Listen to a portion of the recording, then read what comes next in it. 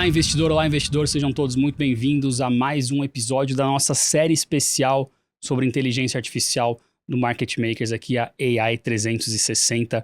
Hoje é o quarto e último episódio que a gente está fazendo desse conteúdo, dessa nova fronteira da tecnologia que de repente se abriu na nossa frente, né? A gente está investigando aqui o que é a inteligência artificial e como ela afeta o mundo dos negócios, né? Bom, primeiro vamos fazer uma recapitulação, né? Já que esse é o último episódio. No primeiro, a gente recebeu o Everton Santos, que falou ali das definições, principalmente, né, da inteligência artificial. Depois a gente recebeu o André Fatala, que é o vice-presidente de plataformas do Magazine Luiza, que explicou ali como é que uma empresa, e como é que a empresa dele em específico está incorporando a inteligência artificial nas suas operações. Depois a gente recebeu o César Gon, da CIT, que na verdade ele faz o trabalho de ajudar as outras empresas, né, a adotar as novas tecnologias, inclusive da inteligência artificial.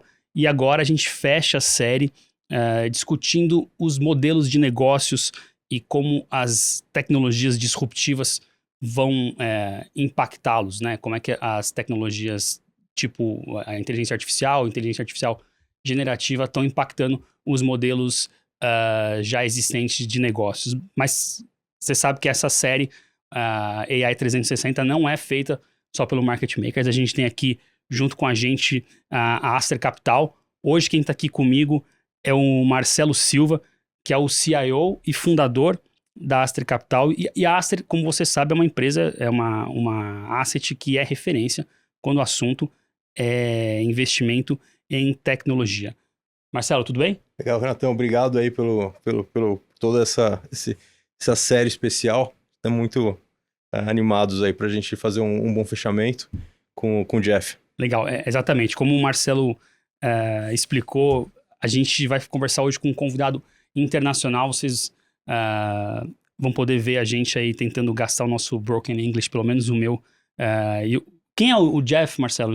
Conta pra gente.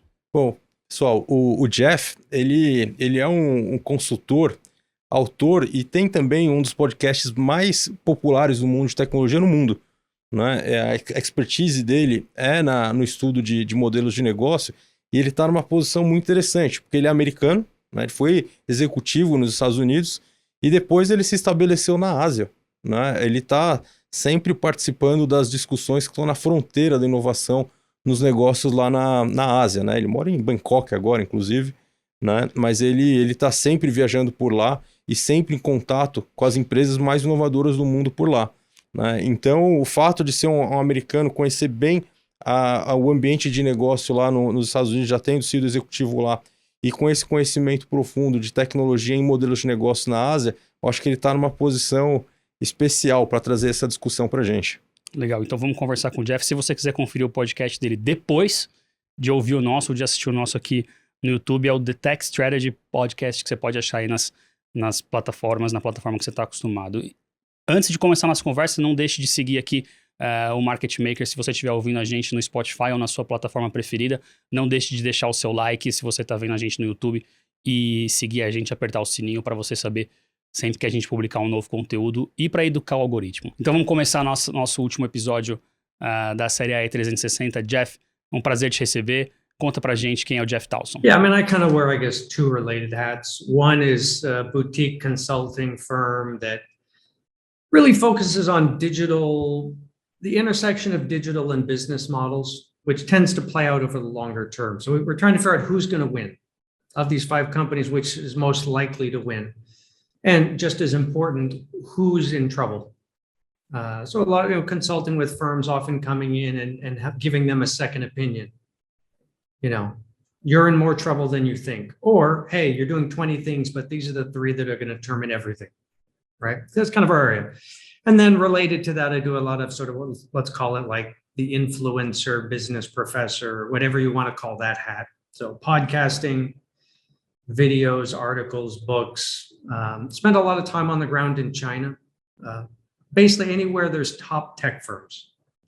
Brazil has several. I've spent quite a lot of time. I've been over at Magalu and Mercado Libre and hanging out there. But I mean, China and now greater Asia. I mean, there are tech companies everywhere now. So it's kind of my stomping ground. Bom, Jeff, o primeiro material que você publicou sobre o ChatGPT foi em dezembro de 2022, né? Como é que o seu entendimento aí sobre essa ferramenta mudou desde então? Yeah, I mean, I'm not struggling, but I mean, it's evolving, right? Like ChatGPT of December is not much like today, right? So this is a pretty fast-moving situation. I think it's easier to tell who's in trouble than who's going to win. So I've sort of come down to the fact that, like, I think we can tell who's in trouble, and I think there's a short list of clear winners that I'm willing to sort of put a stake in the ground on. But yeah, I mean, we're watching a technology emerge and evolve in real time. I mean, the capabilities every week it's, oh, by the way, it does this now. Oh my God. So I'm probably spending 1 to 2 hours a day just trying out new apps, trying to stay on top of it. Jeff, se a gente está mesmo diante, né, de um internet, um momento como a gente teve na emergência da internet, né, se a gente tem algo similar diante de nós agora com a IA generativa, né, que tipo de modelo mental você usa para conseguir julgar para onde estamos indo, né, e até que tipo de referência do passado, né, você usa para se guiar, né, para acompanhar esses steps, né? Em última instância, é algum tipo de analogia que a gente pode fazer com o que aconteceu com a internet, por exemplo, com o que está acontecendo agora com a AI? Yeah, I mean, there's certain things that are, I guess you can make the analogy is, look, it's obviously a bunch of new, I mean, these things we have a new technology. Everyone's now developing new tools. That's usually the first couple steps, right? Oh, now I don't need to hire a graphic designer. I can just do graphic design on Midjourney, which you pretty much can. Okay, that's technology to tools. But then what we're going to start to see is business models that we've never seen before, right? Google search, well, actually, it's kind of like the yellow pages. But a lot of these business models are very new. We haven't quite seen that yet. Most people are just taking the tech and incorporating it into their existing business. And then we've got a bunch of apps, right? And most of those, will get commoditized and go away. So that's kind of how I'm thinking about it right now. We're still in the early stages. That would be typical to what we saw with smartphones and when mobile apps emerged. That would be similar to what we saw when the internet emerged, when we saw PCs emerge. Not that different. I think you can take this one further. I think you can say, okay, it's a new technology tool. Humans are going to use it. Okay, we can take it to the next level, which is I'm viewing digital agents now. I'm thinking about digital agents instead of a human agent. Do I build a company with 20 employees or do I build a company with 10 employees and 10 digital agents that effectively act like humans? I tell them what to do and they do it. Okay, we've never seen anything like that before. I mean, I can go on Auto GPT, Agent GPT, and tell it, basically like a personal assistant. Find me a pizza that meets these parameters, order and have it delivered, and it'll just do it and a pizza will show up. It's not unlike having an assistant. Well, digital agent as an assistant, digital agent as a girlfriend, digital agent as a mentor. Let's digitize everything Warren Buffett ever wrote and create a chat bot, and we can just chat with him. And he can advise us on anything we want. Digital agent as mentor. Let's recreate historical figures from all their writing and bring them back as a digital version that we can talk to. Then we get further. What about a company based entirely on digital agents that goes out and just sells stuff, and I just sit here and watch the money come in? So that's all new, and that's a little spooky. Because more and more, these digital agents kind of looking a lot like humans in what they can do if you give them specific tasks. So I don't know what you make an analogy for that for. Like, I don't know if there's an analogy to that. The notion of what a business is might be changing. Probably.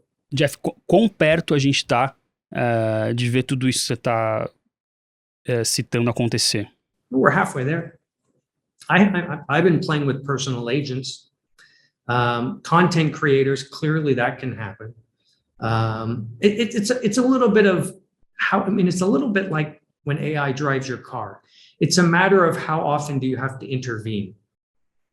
Now, you might have a content creation agent that's making, let's say, videos are a little more complicated. Let's say blogs, marketing material for your product, right? It's always creating content. It's always scanning traffic. It's scanning SEO, and it's creating content that for your product that's always being placed out in the world, Instagram posts, tweets, whatever. Does it come back to me every hour and say, I have 25 tweets, please approve these? That would be like Tesla. Every now and then you got to put your hand on the wheel.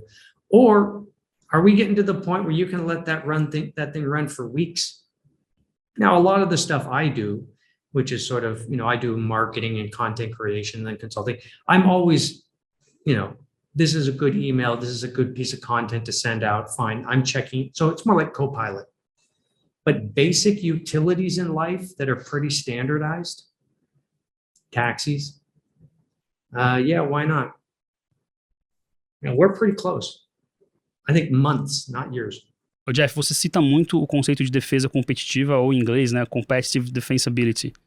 Queria que você explicasse o que é esse conceito pra gente. Yeah, okay, so generally if you're an analyst or a manager or entrepreneur, business models come in certain types, right?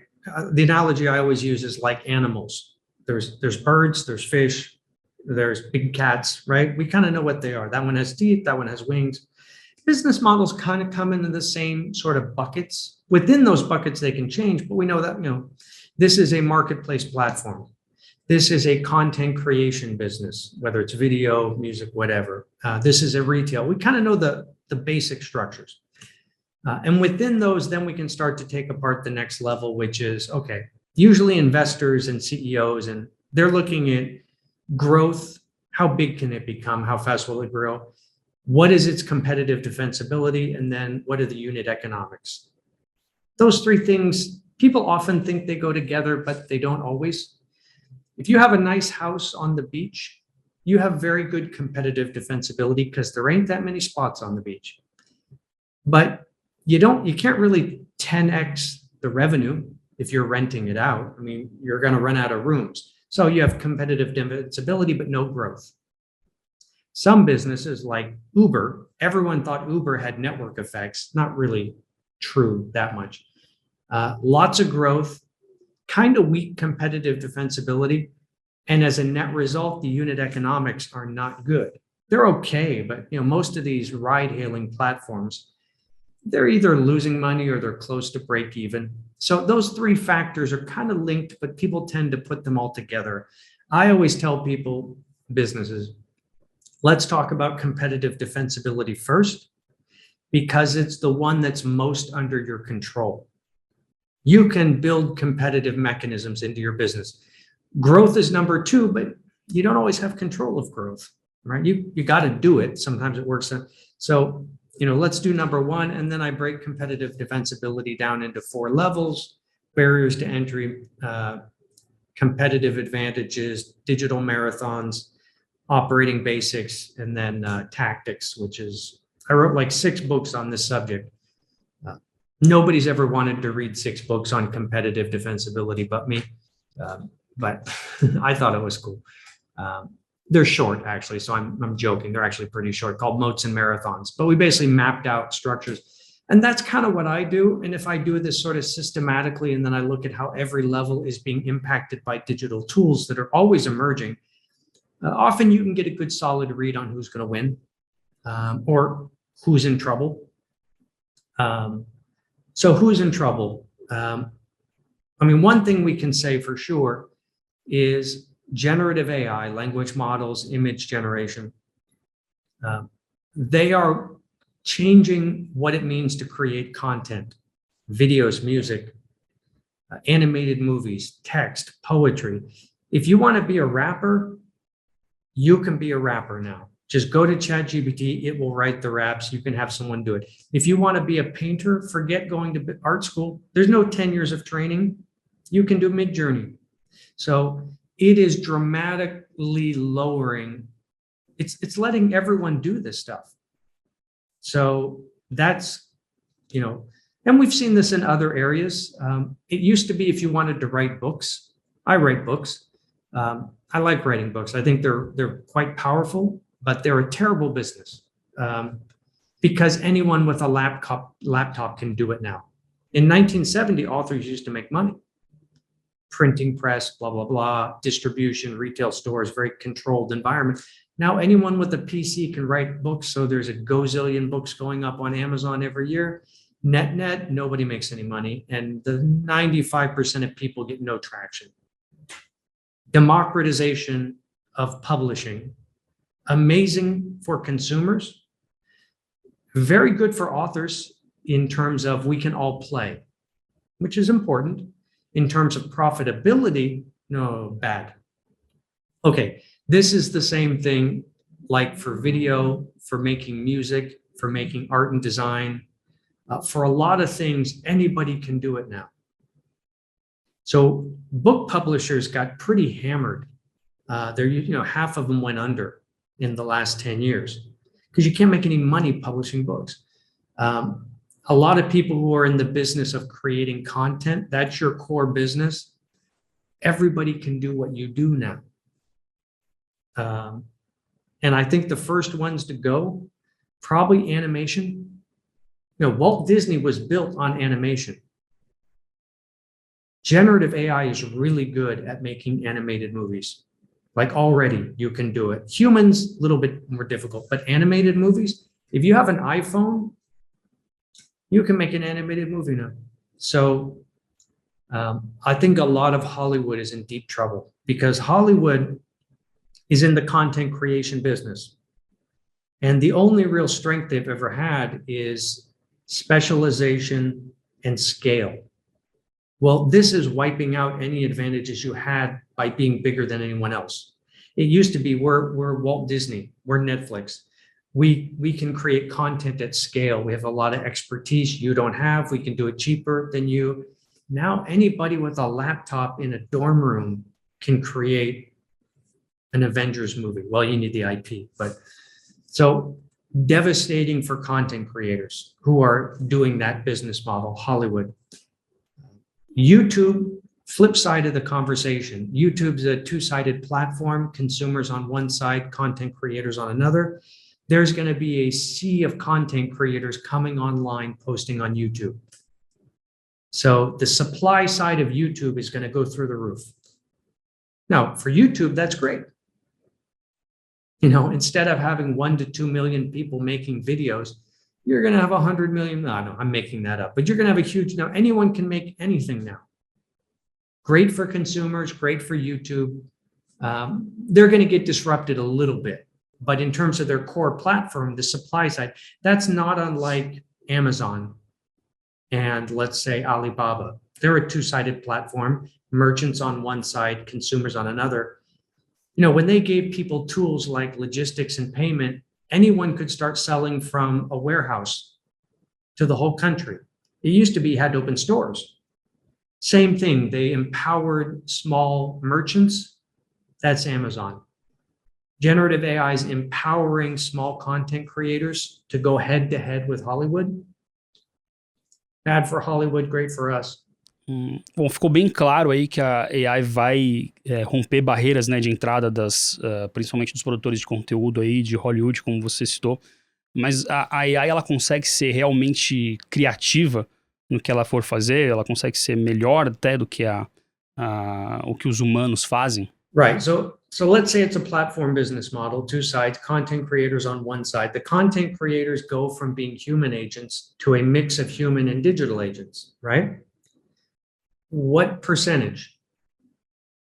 Now, if we're watching sports, I think it's all going to be humans playing on the field. Nobody wants to watch AI generated basketball games, right?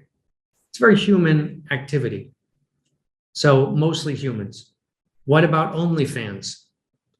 It looks like OnlyFans is going to be 100% digital. Because if you ever look at, I have to do research on this stuff, right? So I did create an OnlyFans account on one day, and It was horrific. I spent about 2 hours playing it. But if you ever think about what OnlyFans is, in most cases, it's an attractive woman taking photos and videos and a team around that person writing the text and doing it. She's doing very little beyond just smiling and taking photos. Well, AI can do that. So that field, I think it's going all digital. I think models and all of that stuff is going to get replaced. So you can kind of look at a spectrum here of what is replaceable and what is not. But there's another level to this, which is, okay, if there is a sea of content now, I can watch, if people start making, forget the intellectual property part, if people start making Avengers content like crazy, and suddenly there's 1 million Avengers cartoons on YouTube, which would not be allowed, but you get the point. That's better for me because I have more, because I like the Avengers. Okay, there's another level to this, which is this YouTube and Amazon are about having the biggest library, right? That's why YouTube is better than a small platform, has more content. So everybody can find what they want. Well, there's another level beyond that, which is, what if the AI can create personalized content just for me? Isn't that better than a library? Instead of a library with every type of movie I'd ever might want to see or not, what if the AI agent just creates Avengers movies for Jeff in real time that are not just Avengers because it knows I like the Avengers, but also it knows I like revenge movies because I like Korean revenge movies. Also, so it's hyper tailored to me and everything I've ever watched already. So it's making an episode that builds on yesterday. An AI personalized service is a better service than a big library. Now, to do that, do you do that with people or do you do that with AI? So this idea of what is better is a little bit different when you think about it like personalized content creation. I can go on ChatGPT right now and say, I am going to Beijing tomorrow. I'm going to have a free day. Please suggest an itinerary for me to have fun, right? Now, if I go on YouTube, I can look up vlogs. Now, well, here's what you do in Beijing, big library and hunt. The AI knows what I like. It knows I like coffee shops. It knows I like museums. It knows I like science. It can create a tailored itinerary for me. So that's better than, so we're seeing a new business model start to emerge. So that question of what is better, and is it going to be human versus digital, co-pilot versus autopilot? I don't know. It's kind of changing. E nesse contexto, né, como você vê como os agentes melhores preparados para lidar com isso, né? Porque você pode ter um incumbente já com a sua defesa competitiva bem estabelecida, adotando essa nova tecnologia, ou então 2 amigos no porão criando um novo modelo de negócio. Como é que você vê essa evolução na adoção dessa tecnologia? Right. So this is where you kind of break it down into 2 questions. First, you got to ask like, okay, who's got the killer app? Who's got the 10x product? You got to have something great, right? So first you compete on how good is your service. Then you compete on who has competitive defensibility so that you're one of the few people that can do that. You can have a great service like a restaurant. Your restaurant can be awesome. But I'm going out in Sao Paulo, there's great restaurants on every block. So even though you're great, hard to make money, right? Same thing. Okay, so we look at who's doing the 10x service first. That comes first. Then we look at who can build competitive defensibility. My sort of writing has been most apps that are, there's like thousands of AI apps out there now, right? Most of them aren't going to have any competitive defensibility. One, it's a gold rush. So a lot of them will fade away. Of those that survive, most of those aren't going to make money because most software companies don't make money. Most apps on your phone, you don't pay for, right? That's just the economics of software. So who within this new wave is going to have enough competitive defensibility to make money, right? Okay, on my iPhone, I've got a bunch of apps I don't pay for. There's the clock, there's the notes, blah, blah, blah. But I do pay for, I don't know, let's say TikTok, although it's indirect for advertisers. So most apps, probably not. My sort of stake in the ground has been look for businesses that already have strong competitive defensibility that are launching these new products on top of what they already got. Doing this as a standalone new app is much more difficult than just saying, hey, look, you're Microsoft, you've got the mother of all business models, you're indestructible. Oh, and now you've got an AI app on top that's going to get you a lot more usage, right? Adobe, Microsoft, clearly gonna, and we saw this with Adobe this last week, right? A month ago, everyone's like, oh, Adobe is in trouble because, you can make all these photos on Midjourney or, Stable Diffusion. You don't need to make stuff on Adobe Photoshop. And then Adobe, which has a good business model, a lot of strength. They've been around for 30 years. You're a software company around for 30 years. You've got some competitive fortress thing going on. They just slap generative fill on top, and now everyone's like, oh, they're in good shape. That one was pretty predictable. So incumbents with existing competitive strength who can adapt this, they're in the best shape. Some apps who survive the culling might break out and be something new. And then the infrastructure players are obviously going to do well. NVIDIA is going to do beautifully, right? Everyone's buying AI chips, everyone's buying GPUs, right? So they win no matter what. Então, resumindo aqui, quem serão os vencedores e quem serão os perdedores depois da adoção da inteligência artificial generativa no mundo dos negócios? Yeah, I mean, it's hard to know because it's not just, there's a rate of adoption, right? A new tech comes out, it takes time for it to be adopted, but at the same time, the tech is evolving, right? Someone figures out that you can do image generation over here, and then you can do ChatGPT, large language here, you put them together, which Bing AI did, and now you can tell Bing to, write an article and put in photos, and it creates the photos too, right? So, this whole thing's evolving in real time. So it's kind of hard to see too far down the road, right? We're in the mother of all technological disruption. That said, obviously optimistic about Microsoft. They appear to have played this beautifully. They're already deep into companies on the enterprise side. They've got the only investment into OpenAI. They're the only group that has the access to the model. They're incorporating everything. They're just doing incredibly well. They could get disrupted, you never know, but looks pretty good right now. Adobe has been built. I like Adobe as a business. I think they have been building a suite of tools for creators since 1990 with nice network effects, integrated bundle, significant, economies of scale. So I've always liked Adobe, and they look like they were a little bit slow off the mark on this one. I would have expected them to be way out front on this stuff because they're in the content creation business, right? But they've got generative fill in Photoshop fine. Their Premiere Pro is definitely going to get disrupted if they don't move on to this. But I suspect they're doing that right now, and they're going to, announce something. So I'm pretty optimistic about Adobe. I don't know. There's this idea that, we look at the tools today, fine, we've talked about those. You can take it to the next level, digital agents and business models beyond digital agents.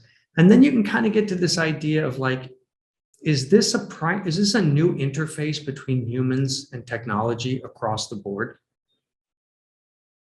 Like, is every user interface going to get fundamentally transformed? No more mouses, no more clicking on computers, no more tapping on our smart. Is that all? So if that happens, then a lot of existing businesses, I don't know, pretty much everybody is responding. So anyways, certain platform business models, I think, are in good shape. GitHub, YouTube is looking good. TikTok looks good. I don't know. I love Meta. No, I shouldn't love. I mean, I think Meta is like, they're not terribly innovative, and they haven't been for a good 10 to 15 years. They've got a very powerful business model, which is why you can get away with, having the same product for so long. I don't know. I don't pay a lot of, I'm smarter, I'm more knowledgeable about Asia, China than I am about Facebook, with some exceptions like Adobe and Microsoft and YouTube and TikTok. Amazon looks pretty good because it's an adaptive value, but it doesn't disrupt.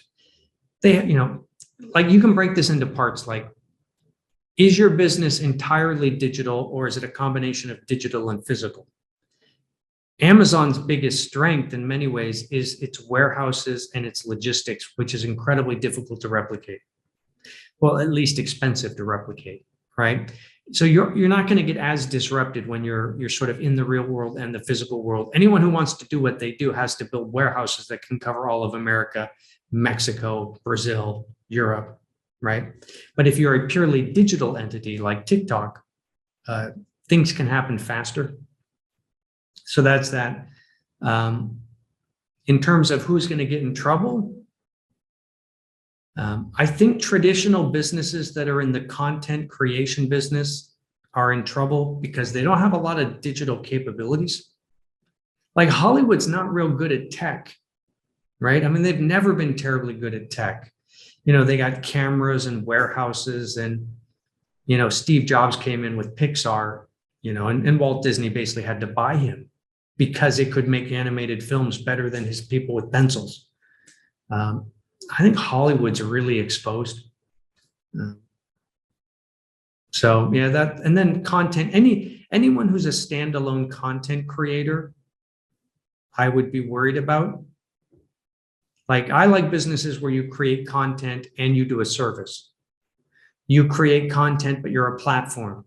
But if you're standalone, all we do is create content and charge for it. Well, it's hard to do that when everybody can create content that's Hollywood level quality.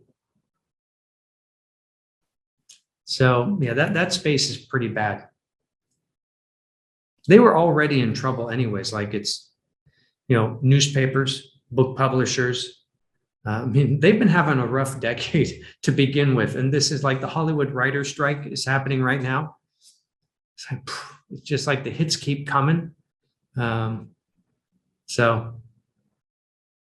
But I don't know, it keeps changing. Jeff, num artigo recente, né, a gente viu um debate de um insider do Google comentando que ele achava que nem Google, nem OpenAI iam ter a defesa competitiva, né, nessa nova era, né? E acompanhando o seu material, parece que você discorda disso, né? Então você pode elaborar um pouco, né, por que você discorda dessa visão? Yeah, well, I think, Silicon Valley looks at the world a bit differently. They look at technology. They don't look long-term, right? They look for new things. They go IPO, they cash out. If you're an equity analyst, you're thinking, okay, when the dust settles, who's going to stay and who's gone, right? So you think more about defensibility later than the early stages. Most competitive defense, they use the word moats, but the guys who are writing that article, I don't think they really understand it that well, which you wouldn't expect them to. They're technologists, they understand tech. Most moats don't come from technology. In most cases, technology gets dispersed out in the world, everybody knows it. Most of the value passes on to customers. Most of it gets commoditized, right?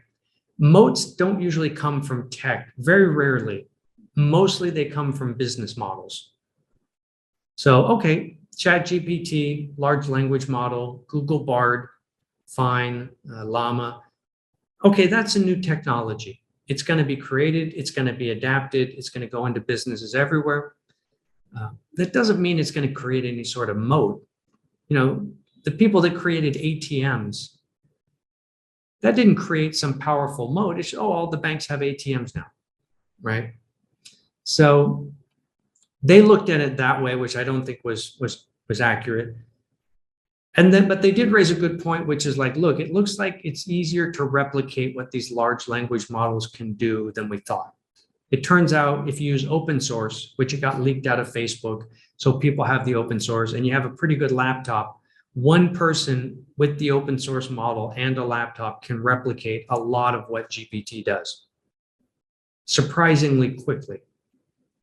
Okay, that's probably true. I don't know. We've seen that before. I mean, that's okay. So people can copy your tech. Fine. You think people couldn't copy Microsoft Windows? I mean, nobody really liked Microsoft Windows. You could create another operating system, right? And it would be better, but you couldn't get people to do it because you couldn't get people to use it because the business model was so powerful, right? Most of the apps you use, the software is not that hard. It's you know, so that idea, and if you look at open source, well, there's been open source alternatives to Microsoft Windows in enterprise for 20 years. Red Hat, people have been using Red Hat forever. So this idea that like, oh, there's an open source, no, it's the business model that matters. Now, in some cases, the tech really does give you some long-term strength. That does happen. It's proprietary technology, yes, but most times that's not usually what happens with tech. Technological advancement tends to be a gift to the world. Everybody gets it after a while. So yeah, now I'm not sure about the open source thing, but I didn't see what they said as being anything new. I would have expected there to be open source large language models. Why wouldn't there be? It's the business model, I think, that matters. Now, if you're NVIDIA, okay, you have technological proprietary tech. That's your biggest strength, plus scales, but that's semiconductors. They're a very unique technology that require an enormous amount of money and expertise that most people don't have. Exception. Most software is pretty simple. Not simple, but replicable. E Jeff, se você puder também elaborar um pouquinho, você fala muito do conceito, né, de plataforma de inovação, né, innovation platforms, do ponto de vista de modelos de negócio, né? Como que esse conceito de plataforma de inovação se encaixa, né, nessa sua visão de Google ou OpenAI do ponto de vista de modelo de negócio? Yeah, so, okay, within all of this, are there business models we recognize? Is that a bird? Is that a cat? Is that a fish, right? Okay, innovation platforms, this is a very well-known business model. It was Microsoft, this is what made Bill Gates. You know, innovation platform, two-sided platform. You're helping one group interact with another group. One group is people that use PCs, click with your phones. The other group is developers who create software that run on PCs, right? The more people that network effects, the more people that write for Microsoft, the more valuable Microsoft becomes. That business model has been a powerhouse since, you know, the early 80s. And we saw the same thing with Android, iOS, Google Play Store. We know this model. Well, okay. So we can look at something like ChatGPT. No, ChatGPT was a service. It was a user interface for GPT-4, right? But when they added plugins, which is lots and lots of companies creating little interfaces with their app, Expedia, Kayak, Zapier, that then run within ChatGPT, that starts to look like an innovation platform. The more people that use ChatGPT, the more valuable it is to all the companies that have created plugins that go into it. The more plugins that are created for ChatGPT, there's like 150 now, like 200 of them now, keeps going up the more plugins that are built specifically for ChatGPT, the more valuable it is for users. Network effect. innovation platform. We know that model. Same thing WeChat did in China when they added mini programs, where people create mini versions of their apps that live within WeChat. Innovation platform. Okay, so we know that model. So when they started doing that, it's like, okay, that's a model I can understand, I think. Let's call that a big cat. It's got claws. It's a predator. It hunts and prey. Okay, this is starting to look like a lion or a tiger or something like. I kind of know what we're talking about. Might be a new type of cat. Might not be a lion. Might not be a tiger. Might be a cat we ain't seen before. But it looks like a big cat, right? So I can start to take apart the dynamics and look at the metrics and kind of see how it's playing out. So I think we can see a couple business models that are clearly going to be innovation platforms based on incorporating intelligence into other apps. I would love to chat. I would love to plug ChatGPT into my own website and digitize all my content. And instead of going to my website and looking through my 600 articles, you can just chat with a little bot that's called Ask Jeff. And you can have a conversation with everything I've ever written. Now, the best way to do that would be to just have a plugin from GPT, which I'm looking for. There's a company called Ask AI where you can do that. Jeff, conversando aí com os empreendedores e com os executivos C-level, que você costuma falar, né, como um consultor, queria que você explicasse para a gente como é que você analisa se uma companhia está usando as capacidades que ela tem para aumentar a probabilidade de se dar bem nesse mundo pós-inteligência artificial. There's net positive in the sense of, some things you have to do for strategic imperatives. You've got to do this, right? So I have frameworks I use, and this is what we do. There's a reason I can write 6 books about how to do this, because I've spent forever analyzing, thousands of companies. There's no simple playbook. A lot of it's just expertise. So that's why we kind of do that as consulting. And generally, you're asking a couple questions. An established company, not an entrepreneur, not a startup, that's a little bit different. An established company, they are generally worried about disruption first. Where are we getting disrupted? Okay. At one level, you could look at the service. Look, you have a service that does photo editing. This is a better service. Okay, that would be one type of disruption. The other disruption is, look, your business model has strengths coming from 3 main areas. This new tool is going to hit number 1. That's Hollywood's problem. What is Hollywood's real strength? Scale and specialization. They don't have any hold on the customers. They don't have their customers locked into subscription models. People, what'd you make? So their biggest strength has been scale and specialization that comes with that. Well, ChatGPT and image generation and now video generation directly hit that strength, because now people can do what you do without scale.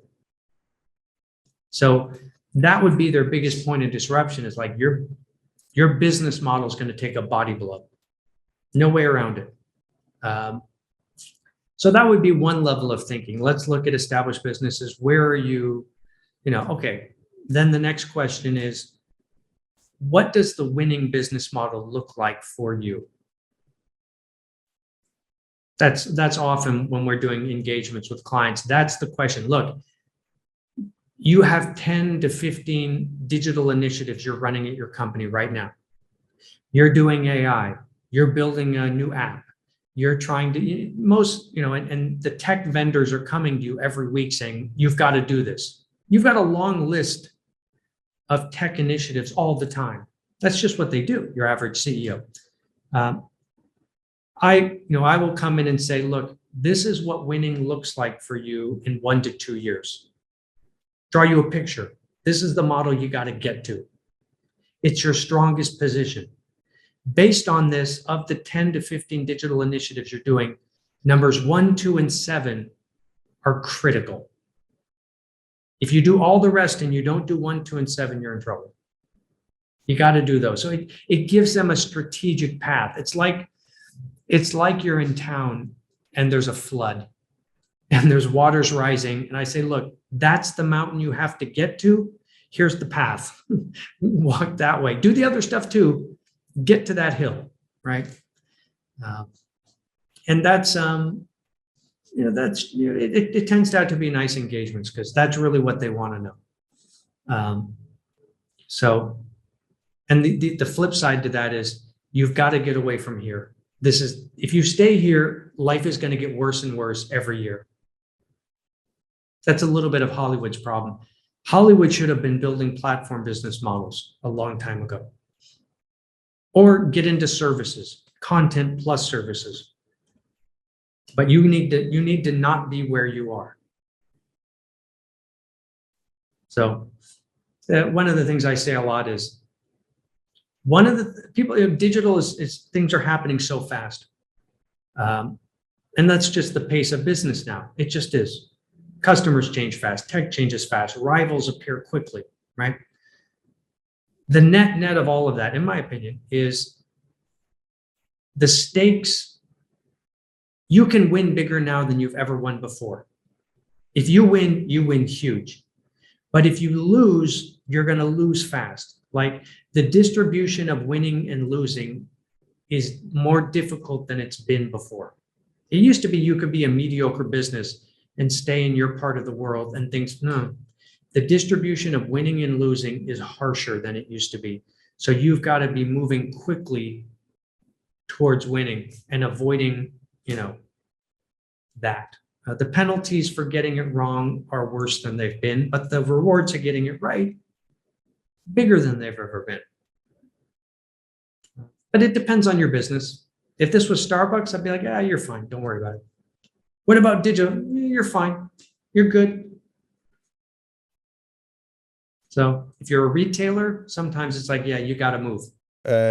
Jeff, nesse sentido, né, qual que é o tipo de comportamento que você começa a identificar na liderança das companhias que você acha que estão bem posicionadas para vencer, né? Você falou recentemente aí da Microsoft como exemplo, né? E não dá para falar do sucesso da Microsoft sem passar, né, por essa análise, né, do que a nova liderança lá fez de diferença, né? Então, como é que você elabora esse ponto? Yeah, that is almost always, okay, let's say we work on a strategy. Here's your strategy. This is what winning's going to look like. This is the area you got to get away from.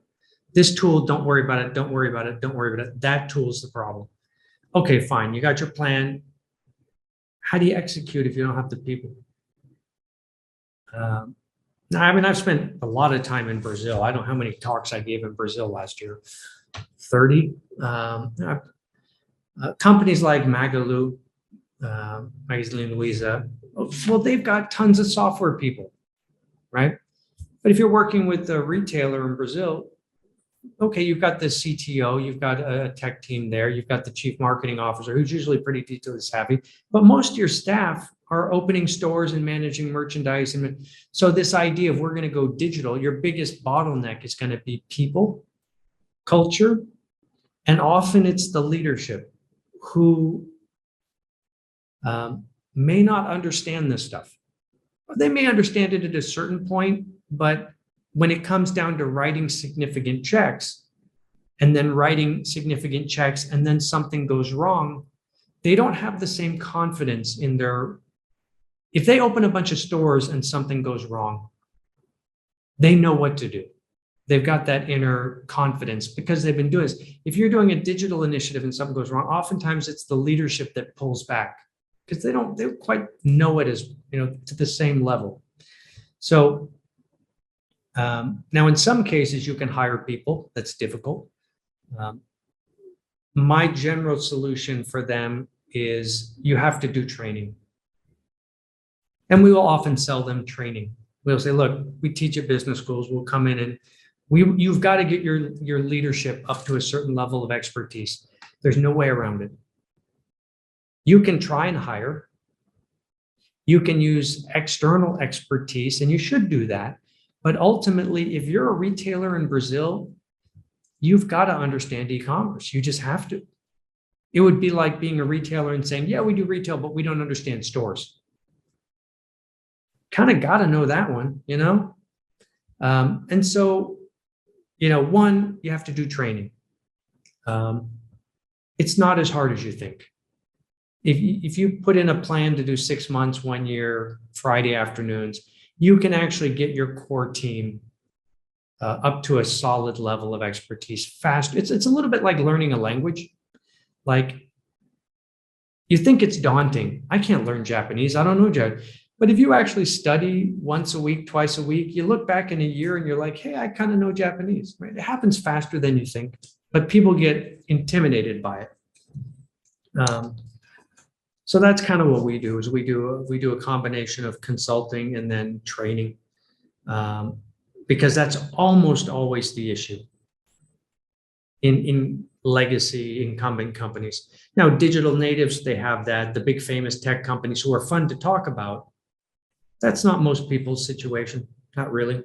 Você já citou aí Microsoft e Adobe como empresas que estão indo bem, né, nessa corrida pela AI, mas eu queria que você citasse mais exemplos de empresas que estão conseguindo usar a inteligência artificial para reforçar as suas defesas competitivas. It's hard to know what people are doing. It's pretty early in the game. So the big ones we know because they make announcements.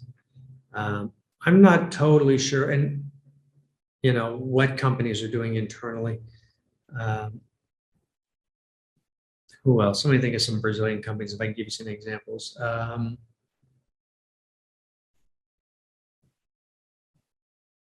know a lot of what companies are doing digitally. I'm not sure what they're doing with Gen AI.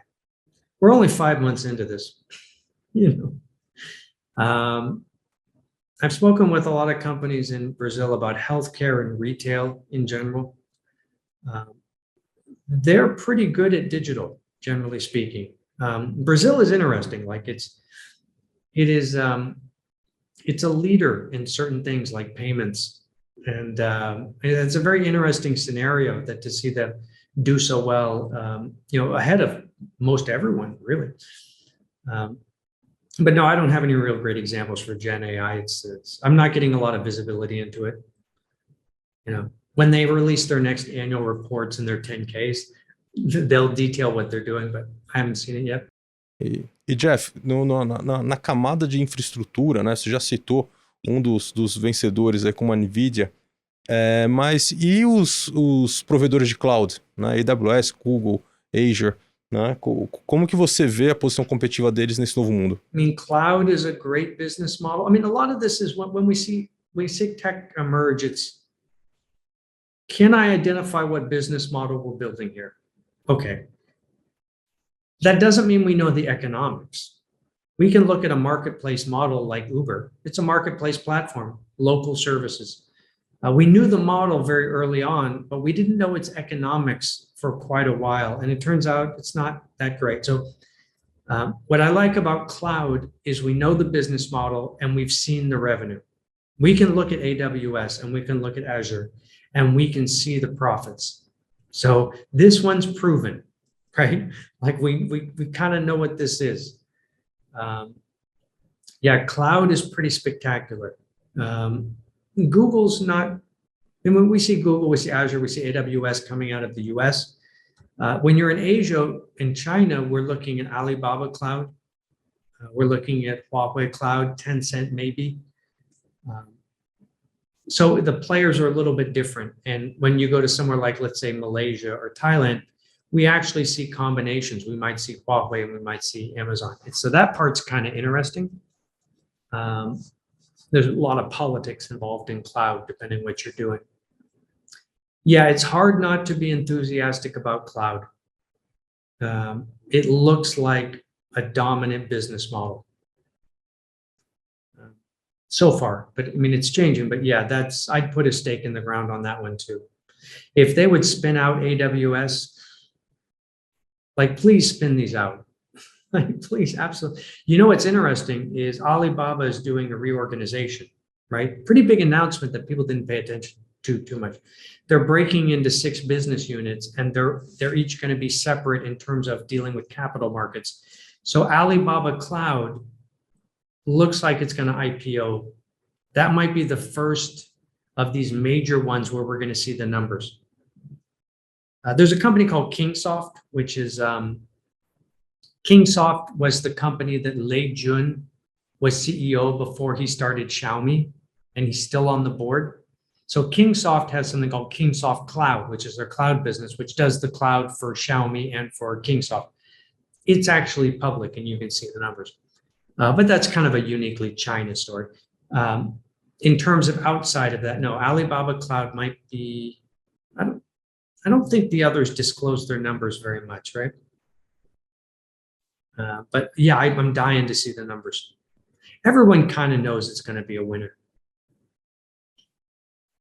That would be on the short list of business models. ARM, NVIDIA, cloud, TSMC. I mean, huge winners, right? E as empresas menores, como é que elas podem fazer para usar a inteligência artificial para desafiar os incumbentes, se é que isso é possível? I mean, there's disruption. It's hard to disrupt the digital giants because they're really good at this stuff. You know, it was easier for Amazon to disrupt Barnes and Noble because Barnes and Noble didn't really understand it. And even if they wanted to understand it, they didn't have the people, and it's much more difficult to respond. These companies they're really good at what they do. So if you're going to disrupt, the big boys, you probably need a major technological change to create an opening. It's not clear that this is going to be that.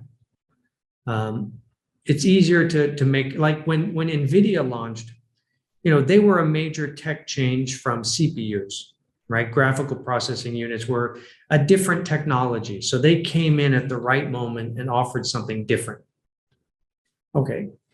Large language models kind of look like software, and these companies are really good at software. It's not something they don't understand. So they may not get disrupted very easily, the big boys. The incumbents, they're going to have a harder time responding. I think it was, Chamath, the interesting Facebook guy.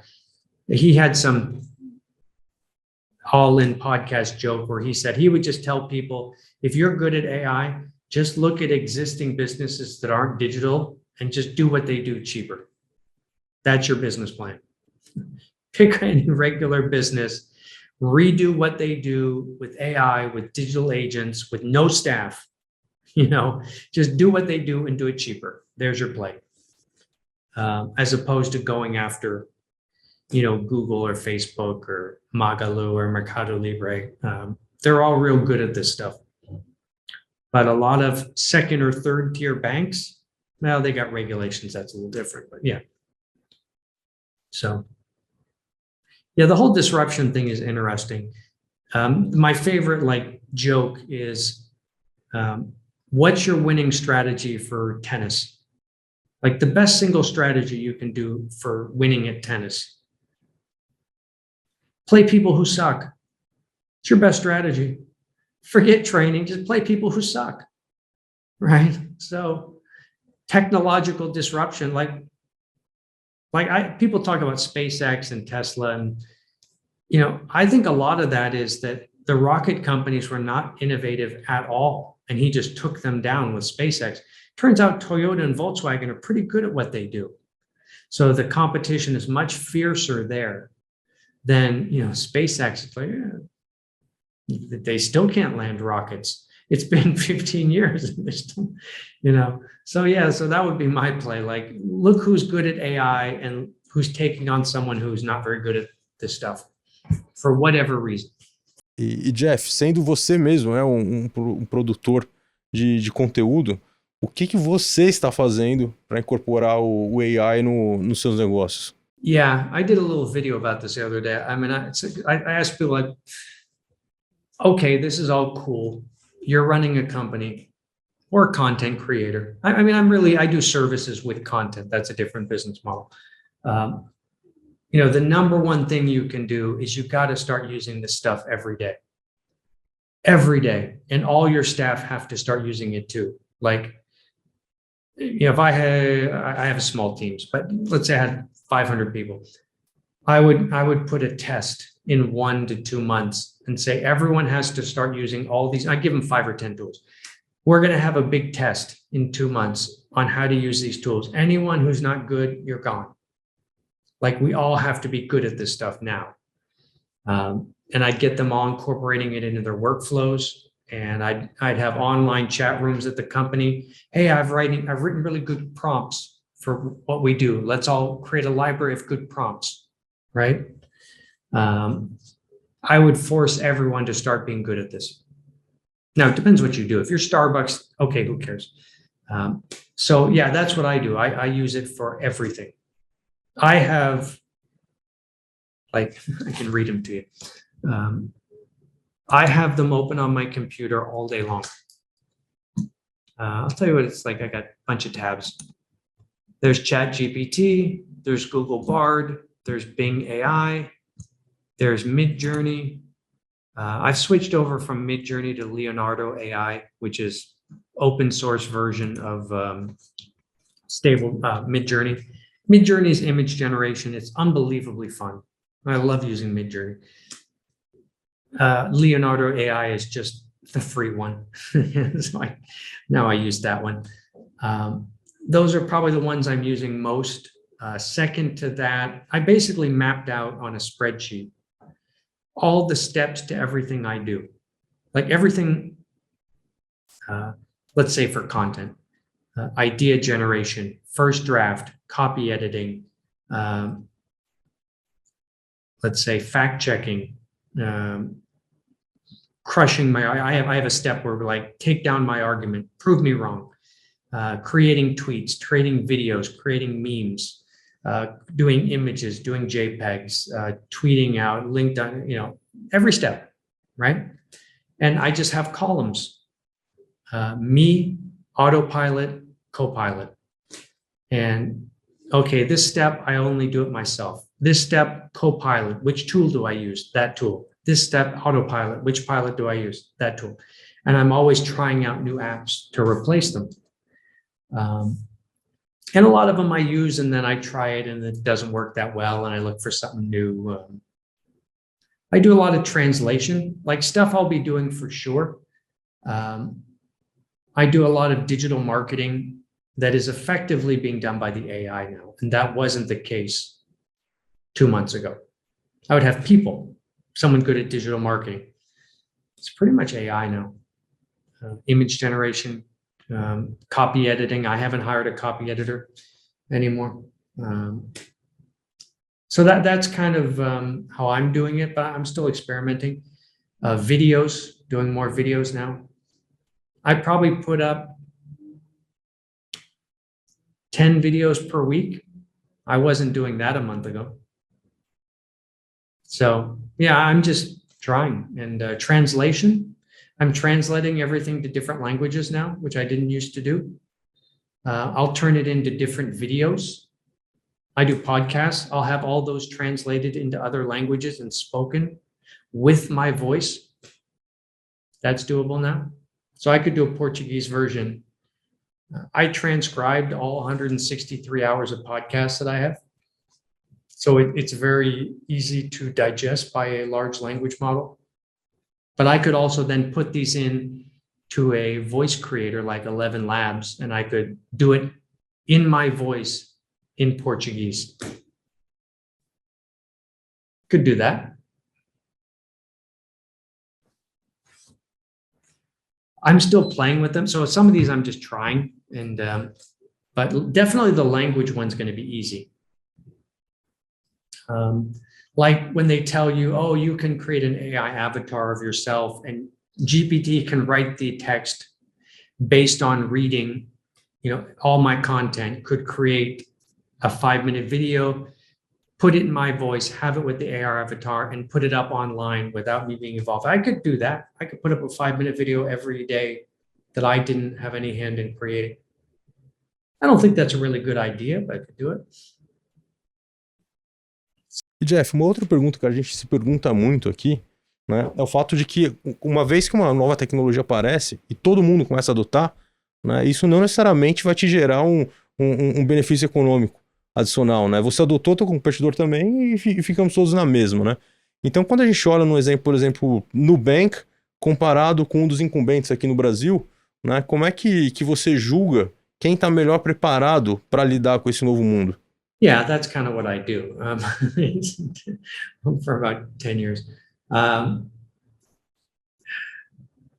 Major technological dislocation, forget about economics for a while, profits. Just defend what you have, right? You're going to have to adopt all these tools just to keep what you got. And even to keep what you got, it may wipe out your price point, right? Just might. I mean, now, second to that, you should think about how to win. How do we make profits? How do we create a stronger and stronger business model that we get stronger over time, right? But right now, it's a lot of like, look, is someone going to come out with a service that's better than mine? Either it's better and it's cheaper. I got to be ready for that. Financial services, not say financial services, like it's weird, like certain sectors move slow. Healthcare and financial services move slow. They're more protected against technological change because of the licensure and regulatory issue. It just slows the process. If you're in media and entertainment, things move really fast with new tech. Now, Brazil's a little bit interesting. Like financial services is a little bit weird because decentralized finance, DeFi, Web3, moved very quickly, right? But most traditional banks, no. The regulations slows things, so you get more warning, which is good. Now, obviously, Brazil's a bit of an exception to what we've seen in most countries, where the payment regulations picks Nubank. I mean, Nubank got more adoption faster as a digital bank. I don't know if any other digital native banks, does anyone have their numbers? Like they got to be in the top 3. Very good business model, very well done in terms of strategy. Stone Co, obviously more of a mixed picture, interesting position in the market with what they do. Itaú is obviously moving fast. You go to the others, Bank of Brazil, not as fast, right? So you can kind of take that apart. Payment processors obviously facing a major disruption. Let's assume the central bank goes from payment to credit. If they make that into a nationwide utility like they did for payment, well, that's an issue for credit cards. That's an issue for debit cards, right? And that's been a cash cow for a lot of companies. So Brazil's a really interesting picture. Now, Nubank, I wrote a lot about them a year ago. They're pretty much doing, in my opinion, the Ant Financial playbook, which came out of China before the government they had a lot of political issues, but when they were going to go public, a very cool playbook. Looks a lot like Nubank, what they were doing. You have your product that gets you digital wallets, gets you people into accounts. Out of China, that was payment. That was Alipay, that was WeChat. Out of Brazil, it was more savings accounts and checking accounts. And here's your first credit card, right? It was a little different, but same basic idea. You build a payment platform, and then you build on top of that a marketplace platform for credit wealth products, mutual funds, other, you basically go from a payment platform to a marketplace of lots of wealth management products you can do. And then what Ant did after that is they moved into finance. They did it in local services like food delivery. So they kind of did 3 platform models together. When you look at Nubank, they did payment platform, they did marketplace for wealth management products. I don't know if they're going to go into services. That would be a bit of a surprise. They appear to be sticking with their core model and doing geographic expansion. So they went into Mexico quick. They went into Colombia, the major markets, right? And now I would expect them to, I'd expect them in Chile and Peru. The smaller ones after that, right? So they seem to be moving pretty fast. One of the interesting things about that model, which I think you see with StoneCo and you see with Alipay in Southeast Asia, is when you do financial services, you can start to add more and more services, wealth management, payment, credit, all of that. You can also go into merchant services. It's like a half step, right? It's very easy to start doing merchant services for companies, which gets you closer to the Stone model. And that's what Alipay is doing in Southeast Asia, is they're doing payment and merchant services. We haven't seen Nubank move out of financial services yet. They could. It'd be an interesting move. So no, it's really pretty significant. The companies I was looking at, I haven't looked at this in about 9 months, was Nubank versus Mercado Pago.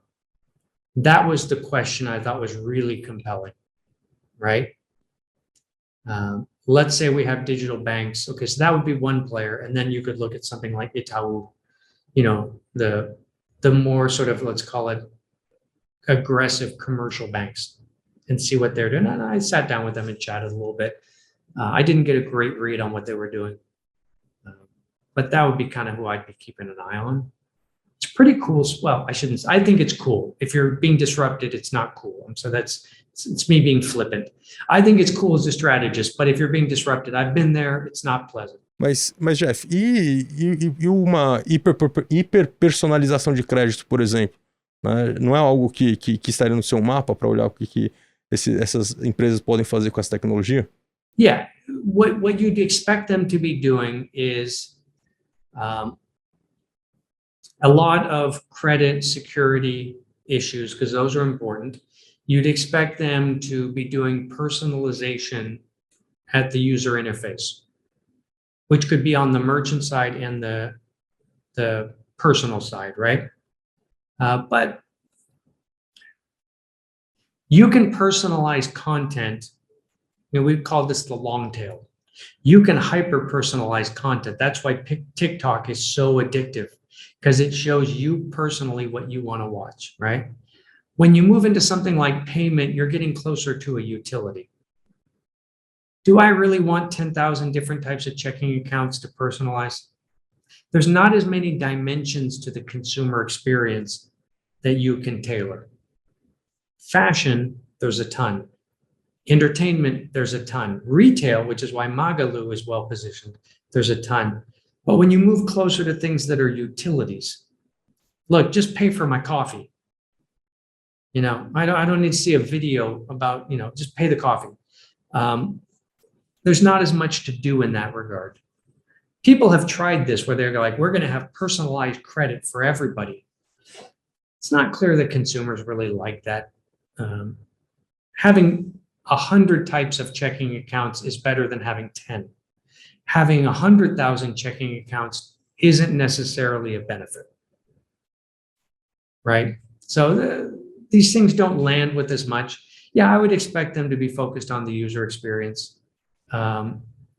It's also, we get back to this question of, okay, it's a better service versus who? If you have a good digital wallet, digital checking account on your phone in Brazil, people took to that very quickly because they weren't satisfied with going down to the local bank and doing stuff, right? So they were here, you were here. That's enough, right? So you don't have to necessarily be on the frontier to do well. I've been down and opened a bank account in Sao Paulo. It's really difficult. It's just really, it was not the highlight of my day. Now, that's a certain bank, not the ones I've mentioned. So I often argue that, like, I'm talking about Brazil, but you could say a lot of this about Latin America. There is so much pent-up frustration in many areas of the consumer experience that making something pleasant on a smartphone is enough. And everybody comes over, right? Like, thank you. That's a great space, but you don't have to, Amazon going after Walmart, it's a different digital strategy because Walmart's already really, really good at what they do. Okay, a digital bank, there's a lot of frustration there in retail, in Brazil, Mexico, Colombia, a lot of these places. So, a little different dynamic. Bom, para terminar, Jeff, a gente está chegando aqui no final do nosso programa.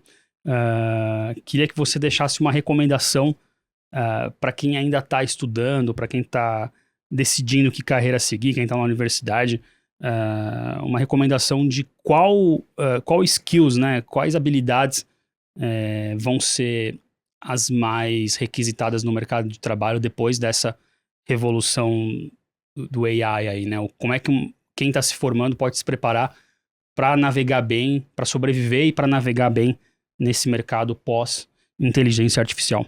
Yeah, I mean, the answer to that question 2 years ago was, oh, you should learn to code. Turns out generative AI is really, really good at coding, like really good. So that's a problem. We are, the first thing is to be optimistic, right? If you're just starting out, you are going to be in the greatest advancement in human civilization we've ever seen. It's going to be bigger than anything ever, and you're right there, and you're going to see it all, right? So you should be excited about it. Life in 2040 is not going to look anything like this, right? So 1, be excited. Okay. 2, recognize that a lot of the pathways that people are used to are going away. When I was growing up, if you want to do well, you go to medical school, right? That's good. Well, not so clear anymore. So a lot of the pathways are going away. If it was me, I would be doing engineering. I think that's what I'd be doing. 1, I already like this stuff, right? I'd be doing engineering. I'd be doing computer science. I'd be in that space. Not because there's not going to be some disruption. There will be. But every company in the world needs these people now. Every company is having to become a tech company. So there is such a demand for software people everywhere. You can write your ticket, right? Even if software can do kind of what you do now, so those people are in demand no matter what. That's a good space to be. And I would get myself into the workforce. I'd try and get one of these leading companies. That's like the best. You'd be in the catbird seat. If you're working at Google, any of these companies, you're going to see everything, right? And you're going to know what's what. So I'd try and get myself into that's like an internship basically. That's a pretty good idea. But yeah, you should be optimistic. You're going to have superpowers. You want to write code that can create products just like Nike, you're going to be able to do it. You want to make a movie like the Avengers, you can do it. It's like crazy. So that's all pretty awesome.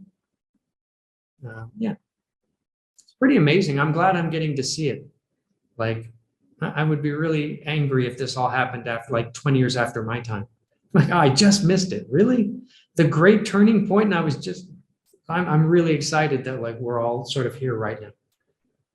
I tell people all the time, I have a lot of students, MBAs, stay out of debt, avoid debt, because whatever you're doing, there's a decent chance you're going to have to change your career, right? So get ready, be financially set up where if your job gets wiped out and you have to redo something totally different, that's harder if you're a medical doctor with, $200K of loans. So stay flexible. Maybe don't buy the big house right when you get out of college and you get the job, right? That's probably a good idea. Bom, Jeff Towson, muito obrigado por participar com a gente aqui do quarto episódio do AI 360, essa série especial do Market Makers, com a ajuda da Aster aqui, da Aster Capital, que é uma referência em tecnologia. Queria te agradecer muito por estar com a gente aqui, Jeff. Legal, muito obrigado, Jeff. Valeu. Thanks, appreciate it. Bom, pessoal, esse foi o último episódio da série AI 360, uma série especial do Market Makers, com a colaboração da Aster Capital, que é uma referência, né, entre assets no mundo da tecnologia. A gente investigou aqui, eu, o Thiago Salomão, o Marcelo Silva e o Rodrigo Nasser, tudo o que está acontecendo nessa nova fronteira da tecnologia. Foi um prazer estar com vocês nessa série especial. A gente se vê nos próximos programas aí. Um abraço a todos. Tchau, tchau.